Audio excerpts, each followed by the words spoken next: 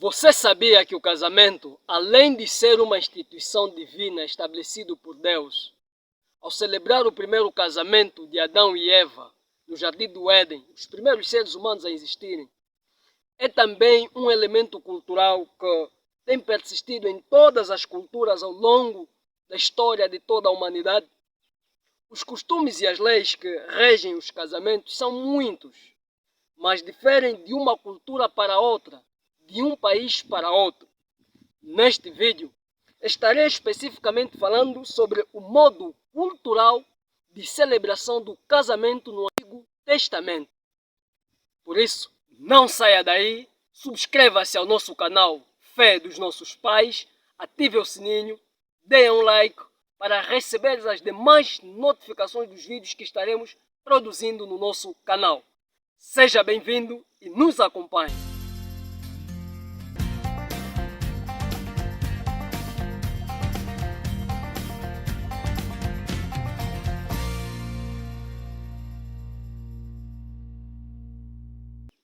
Em Gênesis 24, 52 a 67, encontramos a narração do casamento de Isaac e Rebeca, que em algum tempo passou a ser o modelo seguido pelos israelitas no tempo do Antigo Testamento.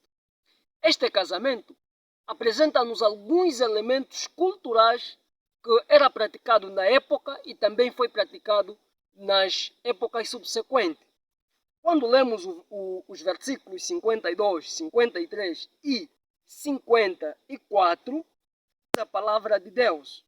Tendo ouvido o servo de Abraão tais palavras, prostrou-se em terra diante do Senhor, e tirou joias de ouro e de prata e vestidos, e os deu a Rebeca.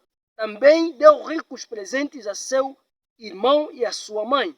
Depois comeram e beberam, ele e os homens que estavam com ele, e passaram a noite. De madrugada, quando se levantaram, disse o servo: permite que eu volte ao meu senhor.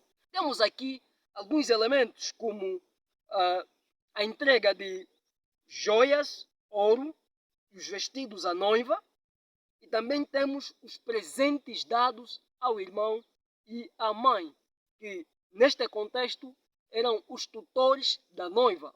O casamento, a sua celebração, era um assunto muito sério, que não só envolvendo elementos culturais aceitos por Deus, como também a própria intervenção divina neste assunto. Quando olhamos dos versos iniciais deste capítulo, o servo encarregado para ir procurar a noiva de Isaac, ele por ele mesmo sente-se incapacitado.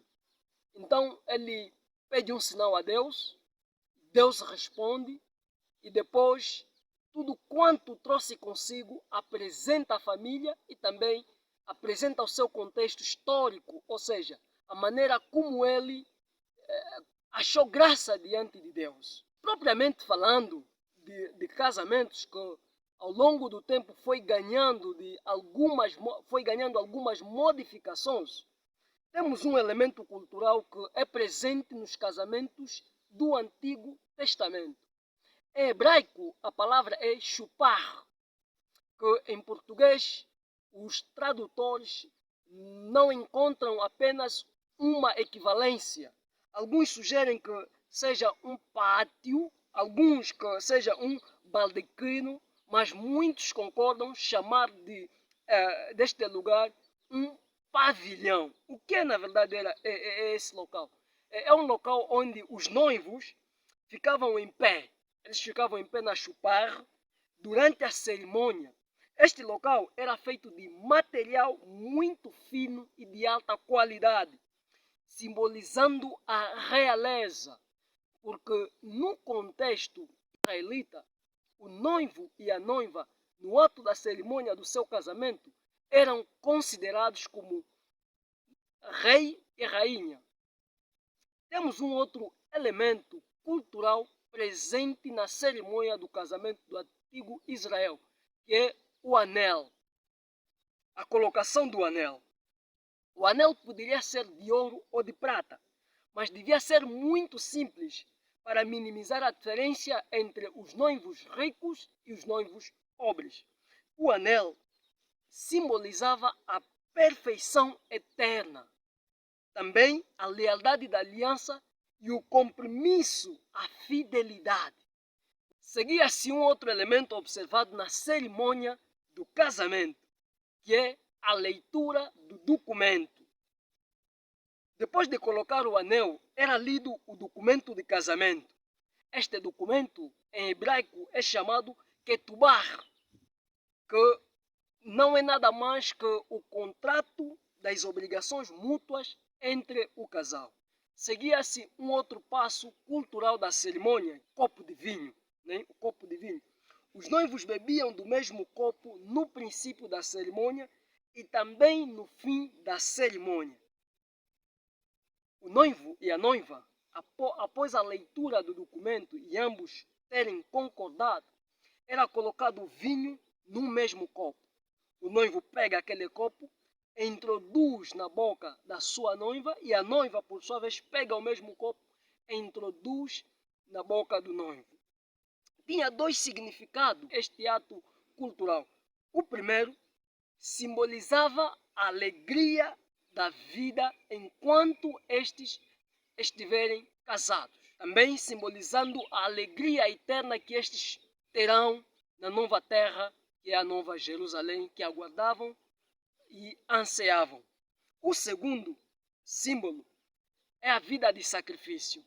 O copo que ambos bebiam juntos simbolizava um acordo dos sacrifícios que terão que sofrer na vida de casados. Seguia-se uma outra cerimônia, que é a bênção sacerdotal.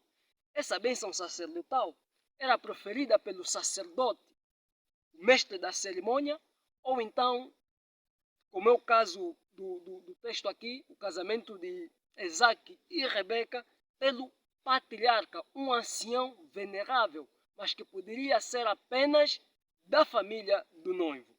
E a bênção proferida era encontrado já no decorrer dos tempos, no livro de Números, capítulo 6, dos versos 24 aos versos 26. A bênção era: o Senhor te abençoe e te guarde. O Senhor faça resplandecer o rosto sobre ti e tenha misericórdia de ti.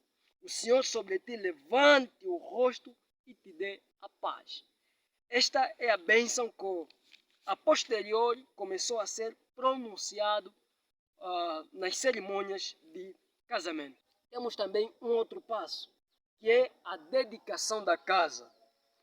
Este é um costume que indicava o começo da vida num lar. Poderia ser feito por um sacerdote ou então por um ancião venerável, alguém, um chefe de família, tal como acontece na pronunciação de bênção.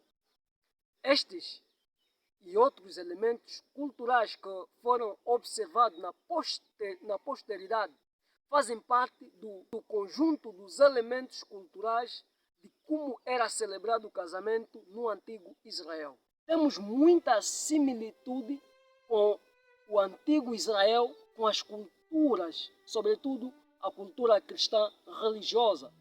O modo de celebração do casamento no cristianismo não foge muito do modelo tradicional do antigo Israel. O que nós vemos hoje, alguns elementos presentes, só evoluíram, mas que não diferem muito daquilo estabelecido no antigo Israel. Nós vemos um Deus que aceita determinada cultura, ou seja, quando esta não fere os seus princípios. Vemos um Deus que se relaciona, um Deus que participa das ações humanas. Por isso, querido amigo, eu te convido a conhecer este Deus que até no casamento ele faz-se presente.